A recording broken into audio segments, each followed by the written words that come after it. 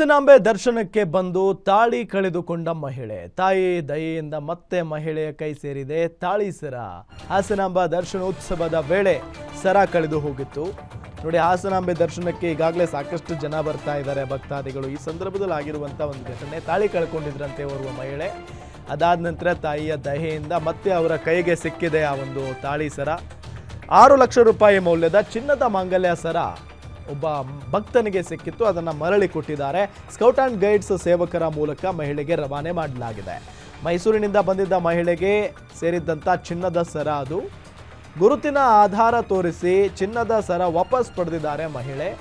ಭಕ್ತರ ಪ್ರಾಮಾಣಿಕತೆಗೆ ಅಧಿಕಾರಿಗಳು ಮೆಚ್ಚುಗೆಯನ್ನು ವ್ಯಕ್ತಪಡಿಸಿದ್ದಾರೆ. ನೋಡಿ, ಹಾಸನಾಂಬ ದರ್ಶನಕ್ಕೆ ಸಾಕಷ್ಟು ಜನ ಬರ್ತಾ ಇದ್ದಾರೆ. ಅಲ್ಲಿ ಬಹಳಷ್ಟು ಗದ್ದಲ ಇರುತ್ತೆ. ಆ ಸಂದರ್ಭದಲ್ಲಿ ಏನಾಗಿದೆ, ಓರ್ವ ಮಹಿಳೆಯ ಕತ್ತಿನಿಂದ ತಾಳಿ ಚೈನ್ ಕೆಳಗಡೆ ಉಚ್ಚಿ ಬಿದ್ದು ಬಿಟ್ಟಿದೆ. ಅದಾದ ನಂತರ ಹುಡುಕಾಡ್ತಾ ಇದ್ದಾರೆ.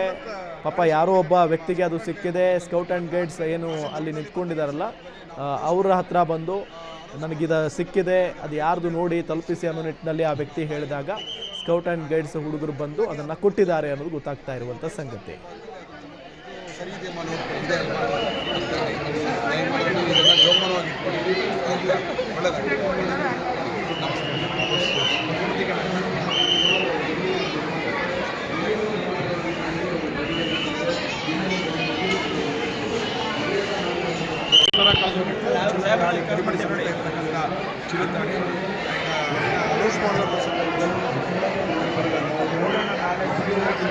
ಚಿನ್ನದ ತಾಳಿ ಸಿಕ್ಕೋಗಿದೆ ಅಂತ ನಮ್ಮ ಸ್ಕೌಟ್ ಆ್ಯಂಡ್ ಗೈಡ್ ಮಕ್ಕಳು ತಂದ್ಕೊಟ್ಟಿದ್ರು.